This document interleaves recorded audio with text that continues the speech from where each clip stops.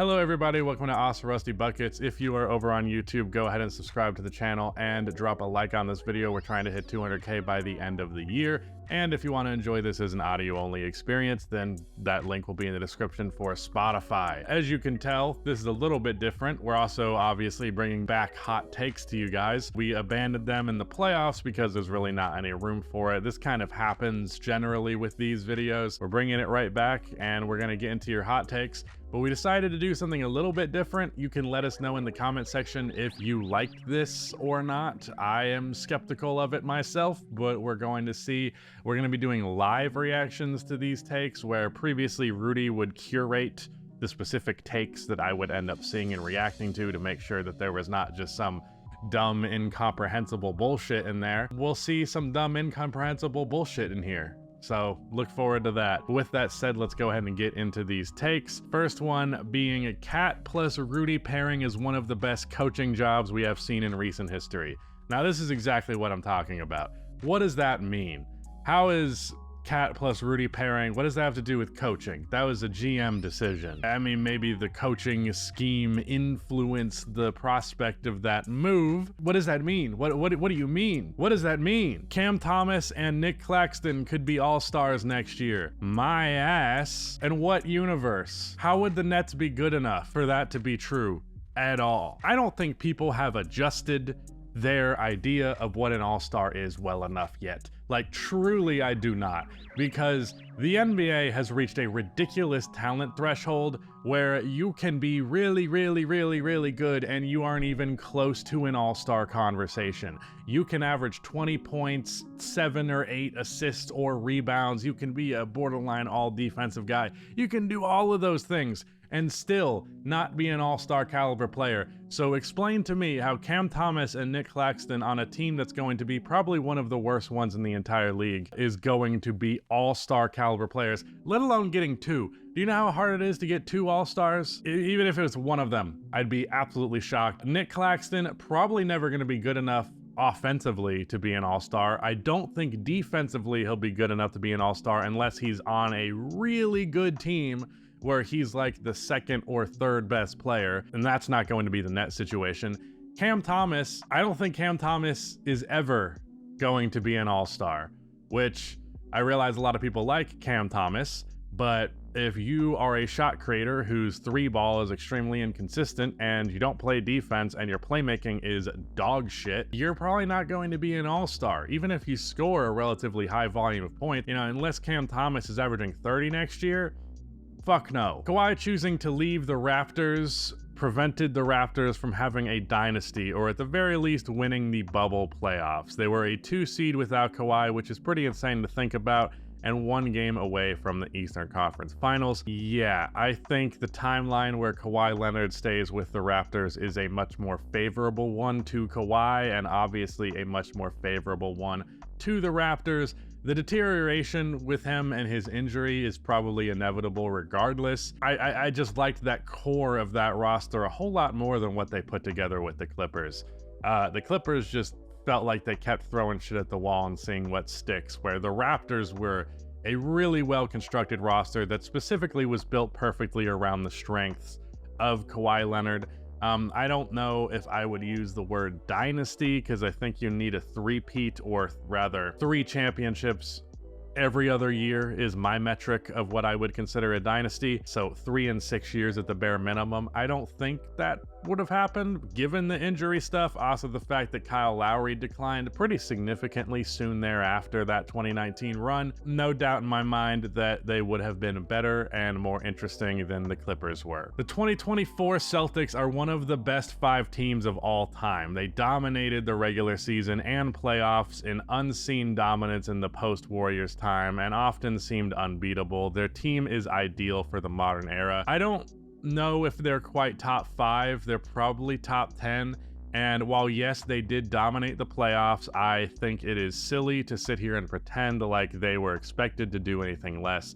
And, you know, because if a team's an all-time great team, of course they're expected to be dominant, but they're also expected to play somebody that can bother you. Almost every all-time great team, you saw them deal with some level of adversity. And the Celtics, historically, this core, whenever they dealt with adversity, they were awful and they fell apart and it was a nightmare. So this year around, they were just so stacked and so talented that they didn't face that adversity, on top of the fact that they were given a lot of cupcake matchups. I don't know, it's a weird kind of paradoxical situation where you want to be dominant, but you don't want to be dominant in a way that makes it look like your competition sucks. And unfortunately, the Celtics were dominant in a way that just made it look like their competition sucked. Doesn't make it any less dominant, doesn't make it them not one of the top 10 teams of all time, but there are probably 5 teams throughout history that I think deserve a little bit more praise and pedigree than that roster. That said, most ideal for a modern era, I can get behind that.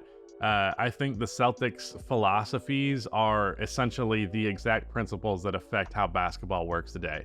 Like, they have depth, they have everybody being able to shoot the ball, they have multiple switchable defenders, they have multiple guys capable of making a play on the ball, and just having that structure, that's the structure that I think wins now, rather than like something like the Dallas Mavericks where you're really top heavy and you have 2 superstar and an all-star tier guy, which that can get you far, as proven by them making the NBA Finals.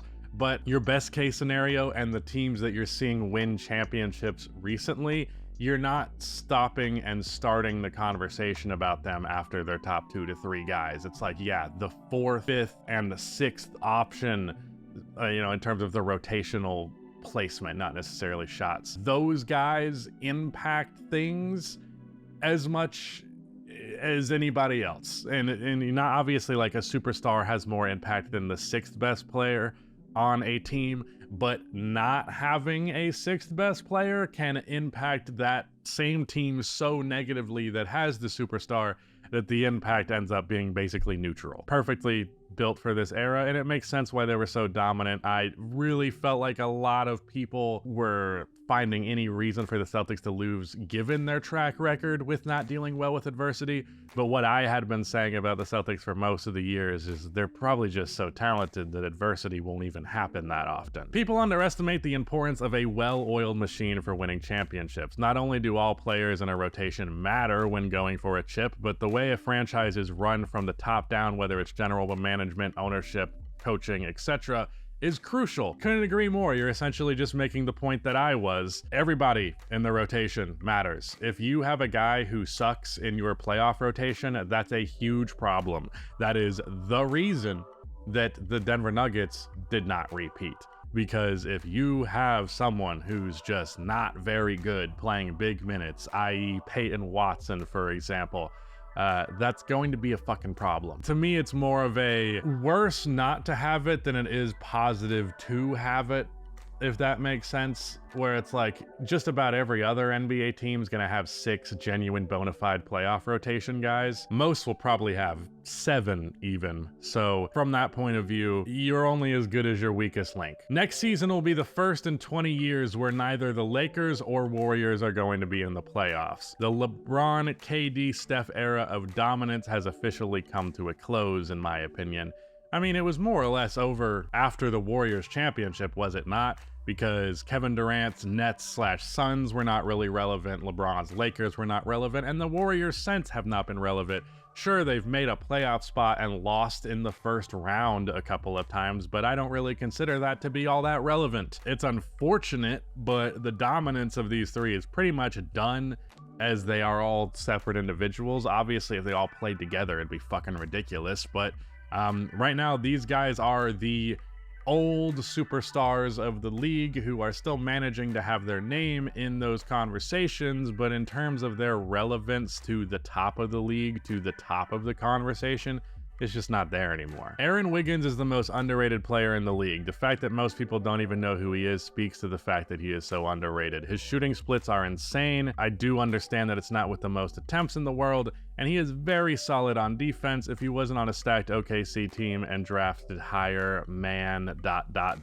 I don't know if he's the most underrated player in the league, but I do very much agree with him being underrated. In fact, I really thought that he could just be that bona fide 5th starter for OKC going into the playoffs. He was my pick to be that option because much better choice than Josh Giddey. And the way I was looking at it, like it's either Giddey, Cason Wallace, Isaiah Joe, or Aaron Wiggins. Aaron's probably the best middleman between Cason Wallace and Isaiah Joe because he's also a lights out shooter. I believe he shot like 44% from three this year, as mentioned by this guy.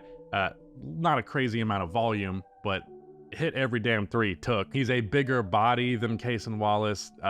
So even though Cason's a great defender, the size advantage is there. So yeah, Aaron's great. I feel like he's probably going to end up going to another team because he's probably too good to be a backup, and he's probably going to remain a backup in OKC unless he ends up taking Lou Dort's place. So yeah, I agree. Aaron, very underrated. Requiring someone to have 3 different NBA streaming services with possible extra charges, which may still black out local games, will make the NBA a ton of money, but at the great expense of the quality, and the enjoyment will quickly deteriorate. I don't actually think it's great for money in the long term. It's great for money in the short term because, yeah, a lot of people are going to sign up for these services and make the NBA a shitload of money when that does go through. But frankly, the fact that games are going to be on different streaming services, the fact that those blackouts exist, the fact that oftentimes on those streaming services you can't watch nationally televised games, like, at that point,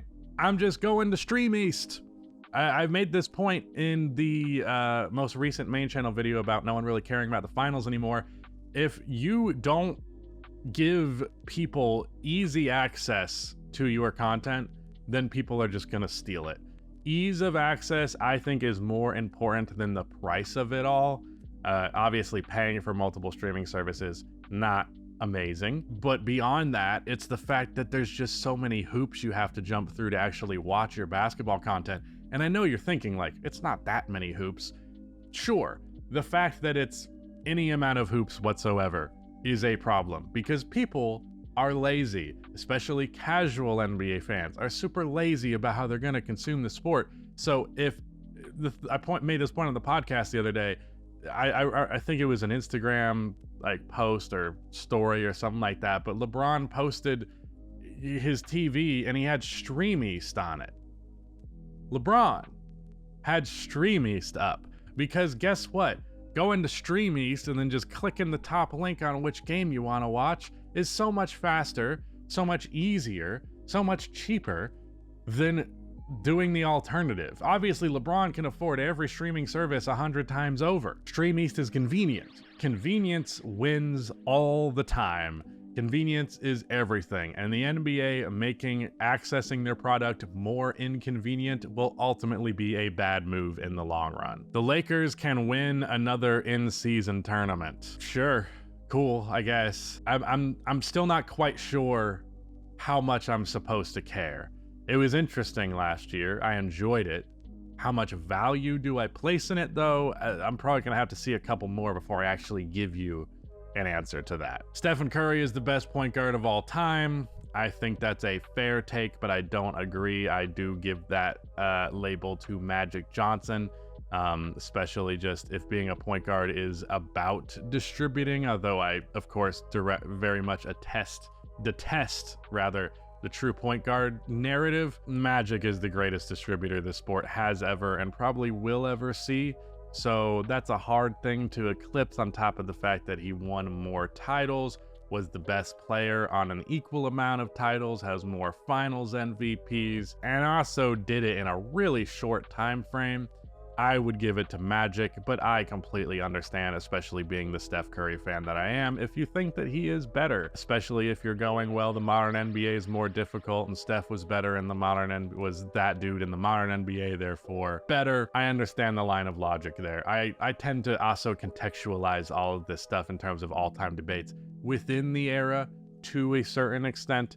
I don't respect 50s era NBA basketball, and my respect for 60s era is not as strong as it is for otherwise. I don't know where I'm going with this. Sure, LeBron and AD are the best duo in basketball. I don't think you can be the best duo in basketball and both of you miss like 20 to 30 games a season, although they didn't quite this last year, I don't think, or at least Anthony Davis didn't. I believe AD played the most games he'd played in quite a while. As much as you can blame the role players and all of that, I definitely don't think I would give LeBron and AD the best duo title, just given this factor, the fact that they're just not that great of a team, because there are other teams that have better duos that are better teams. So I'm not giving you that one. Scottie Barnes takes another leap into all-NBA caliber of a player and leads the Raptors to the playoffs. I'd be pretty shocked by that, especially because the Raptors don't seem especially interested in being competitive. They blew up the roster for the most part, traded a lot of their key rotational guys. I think Scottie Barnes is good. I think Scottie Barnes will be an all-NBA caliber player at some point. I just don't know if it happens this year, pretty much because they're probably not going to be good enough. And that's not necessarily a fault of Scottie. I actually think that Scottie Barnes is simply just not the right archetype of player to be like, oh, well, he's just going to go all NBA and carry this team.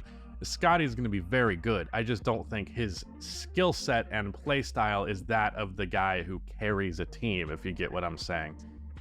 It's not just about how good the guy is. It's also about how and what way he is good and how translatable that is to the notion of carrying a team. Giannis and Jokic have basically had the exact same career and level of dominance. I can see some parallels there. I wouldn't say exact same, given that they're different players and Giannis has one DPOY, for example. But, you know, the multiple MVPs, but only 1 year with an actual championship, and that happening in a run where some people question the legitimacy of the competition. Relatively similar. Also, a lot of people pretending like they're not at the spot in the league where they are. Giannis, I feel like, is generally accepted in that category now, just because we're far enough removed from that Bucks championship. But the Nuggets title happened recently. Lots of people like to question the legitimacy of it, and people love to still act like Jokic is an advanced stat merchant when he averaged a damn near triple-double in the playoffs last year and led in literally points, rebounds, and assists for the entire playoffs. But sure, he's an advanced stat merchant. Yeah, just disingenuous arguments about why the guy's not the best in the league, and I think that frankly comes from the fact that they are not American-born players, and it just seems like there are more people who will nitpick stupid bullshit when that's the case. Steph, Klay, and Draymond are literally a perfect triangular fit. Steph has shooting and passing, Dre has defense and passing, and Klay has shooting and defense. They all cover the weaknesses of the other perfectly.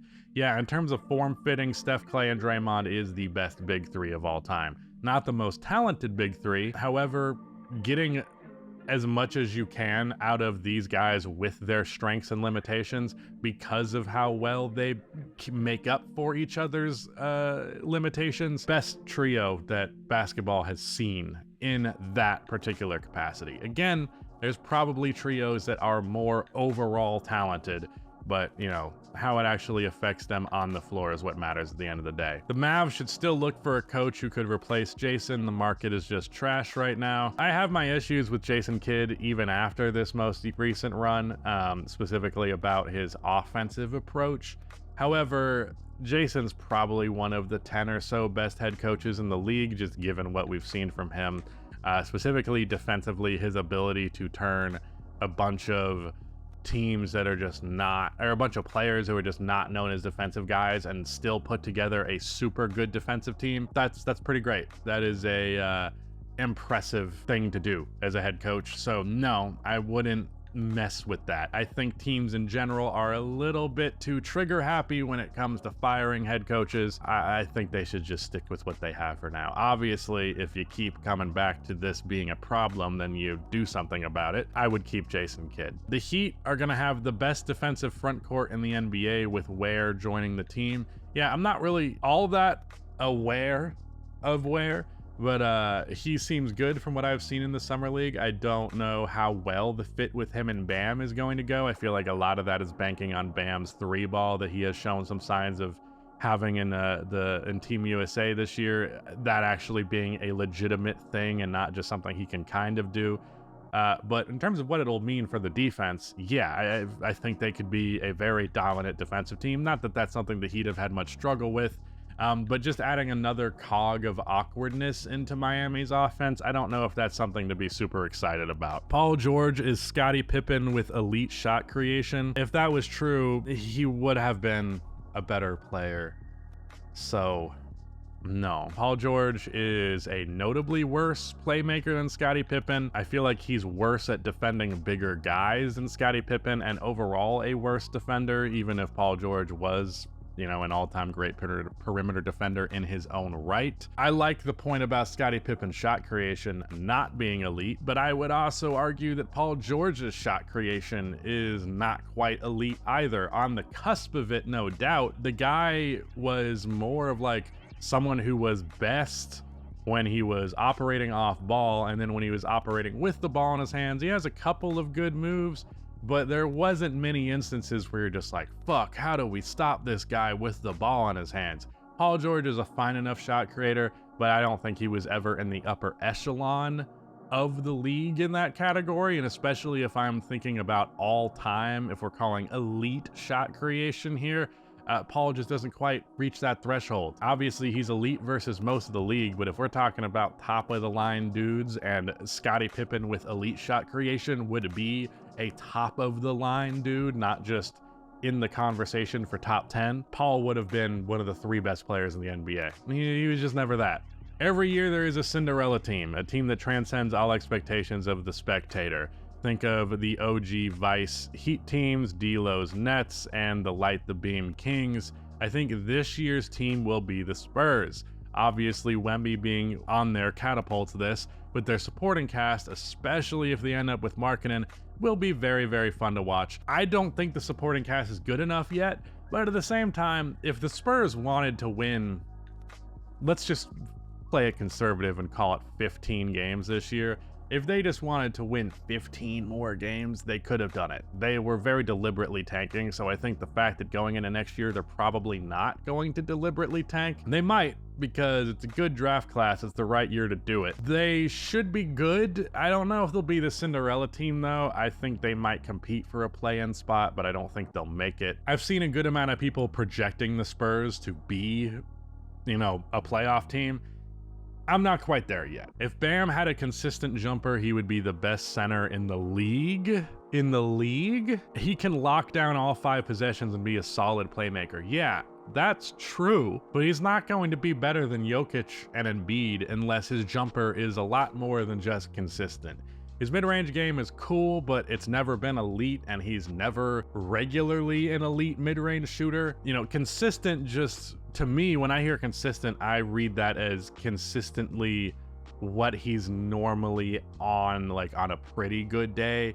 But like, if by consistent you mean if he became one of the best mid-range jump shooters in the entire league, and then also his 3-ball was reliable, sure, that would make him much better. It would jump him into the top 10 players in the league, but no fucking shot. He has to do so much more than just have a solid jumper to eclipse Embiid and Jokic. He is not just a solid jumper away from that. I'm sorry. Bill Russell is a top 5 player of all time. It is impossible to try and compare players' skills from different eras because the game changes so much. All we can look at is how a player's dominated in his time and compare that. I mean, that's all you can look at in terms of pure facts, but unfortunately, as it relates to all-time list, conjecture and opinion is everything. And if you don't think that the guy's era was that good, it doesn't matter how good the numbers of that time look. The fact that he won a championship all but 2 years of his 13-year career, obviously that's super impressive, but if people don't respect that era that much, that's why he's going to not be in the top 5 category. And respectfully, Bill Russell is not a top 5 player of all time. Not only have there been players more talented, obviously there's not been players who have been more successful, but there's been those who comparatively, in the context of their era, were more impressive than Bill Russell consistently, his biggest competition being Wilt Chamberlain, who was one of the biggest playoff droppers in the history of this sport. So, no. Markelle Fultz still has all-star potential and can be a key contributor to any playoff team right now. No. Once again, we are being way too loose with the term all-star there. Bronny will be a very important player for the Lakers this season, even including the 2 Summer League games. Defensively, excluding the 2 Summer League games, defensively, he will be very good and has a good shot form. You know, plenty of players have a good shot form, but they can't fucking hit the shot. So that's not really all that important. I do think that he's gonna be a good NBA level defender pretty much immediately.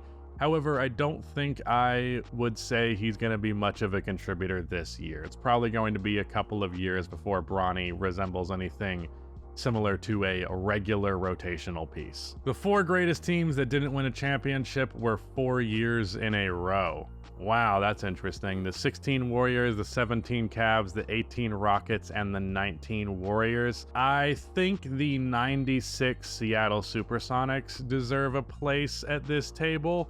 So I wouldn't say those are the 4 greatest teams that didn't win a championship. I would probably take that Sonics team versus the Cavs and maybe the Rockets. Obviously different eras, different contexts, but yeah, I don't know. I don't hate that argument. It's definitely up there. The GOAT debate is stupid and a waste of time. LeBron Glazers and Jordan Glazers will argue with each other until the end of time because both of them think they're right and will not be able to be convinced otherwise. The main thing is that it really depends what word is being used. Greatness is defined by accomplishment and impact on something. Being the best is usually linked with skill and how dominant you are at something. Yeah, I mean, I mostly agree with this. I also think it's a little silly because LeBron and Jordan are super close.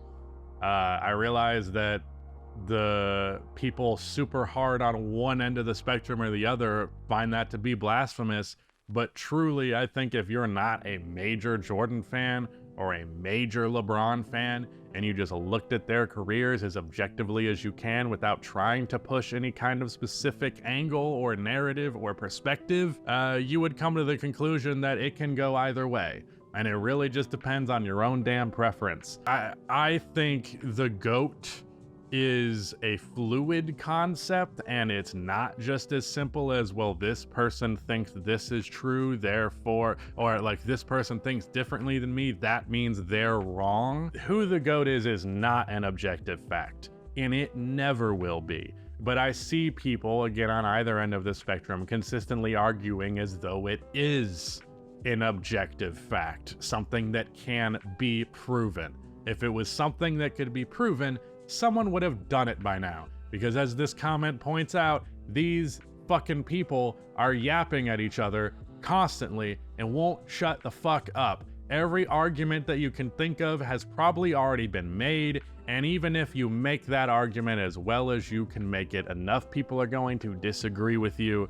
Not that people can't disagree over things that are facts, because Lord knows that happens all the fucking time. This is like arguing what the greatest movie of all time is, or the greatest TV show of all time. There is no right answer. Now, I do think, like on the test, there's 2 answer options. There's 2 bubbles to fill in, and I think you're pretty ridiculous if you're writing in Kareem or whoever else. It's LeBron or MJ. There's really nobody else that I think comes close to having the resume and accomplishment. Kareem being the guy who people will always pick as the 3rd guy, not a super dominant scorer after the first 10 years of his career, not even all that high volume of a scorer when you contextualize on a per possession basis. When you look at the all-time like best scorers who have ever played this game, and then you take their per possession numbers and compare that to Kareem falls super short. Something that I briefly highlighted in my Kevin Durant video, but there's that, and the fact that he also wasn't the best player on his team for 4 out of his 6 NBA championships. You don't get away with that as LeBron or MJ. You just don't. If we're talking basketball before the NBA, if you want to factor that in, maybe that gets you to put Kareem over the edge. But if we're just talking about pure NBA players, it's LeBron and Mike, and I'm not really trying to hear anything different. But between those 2, it's pretty easy to like go either way. You can go either way, and you're allowed to. It's okay.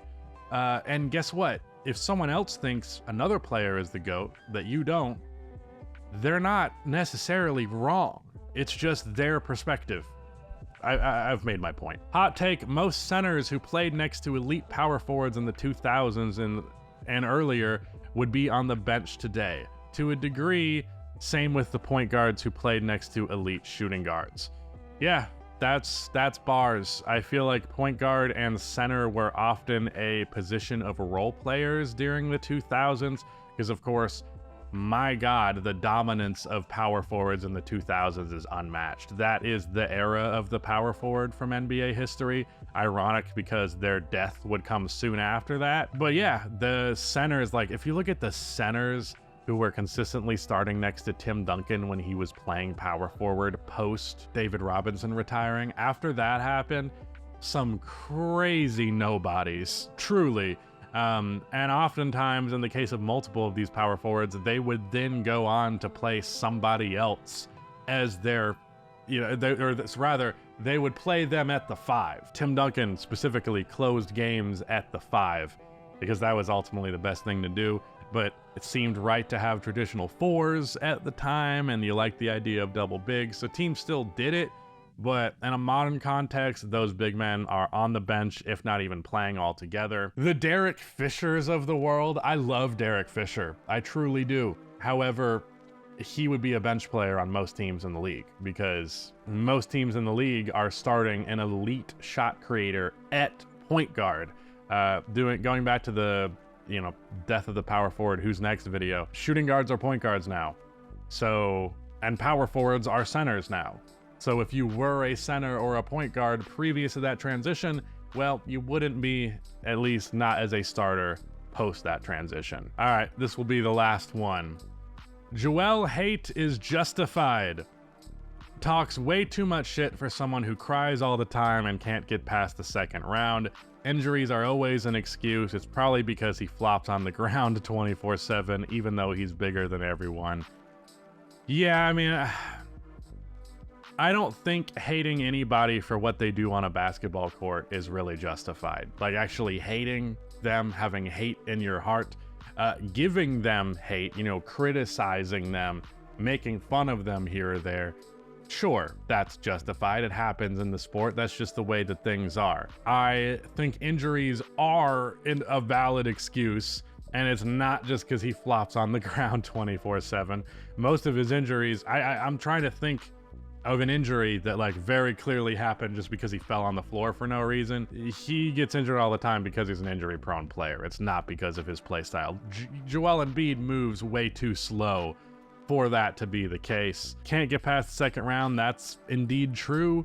Although every time he's had the opportunity to, either him or his teammates disappeared. I don't know if I would use the word justified as much as I would just argue that it makes sense. Justified implies that it's like morally right, and I don't know that I agree with that. But when I see people on Twitter like, I just don't understand why people hate on Joel Embiid so much. You don't? Are you stupid? Do you know what causes people to get angry? Because Joel Embiid does just about all of those things fucking constantly. He literally had a whole troll Embiid shit that was like his whole shtick for a little bit. If you're going to make your whole bit being antagonistic, people are going to antagonize you in response. That's just the way the world works. And it drives me a little bit crazy when people are like, I just don't get why people give Joel Embiid shit. That's very obvious. He has a play style people don't like. He complains all the time. He goes on podcasts complaining all the time. Threw his teammates under the bus in the past. Like, there's plenty of fuel to hate the guy if you want to do that. I don't think it's justified, but it absolutely makes sense. But yeah, that's it. Let me know what you think about me reacting to these just kind of on the spot.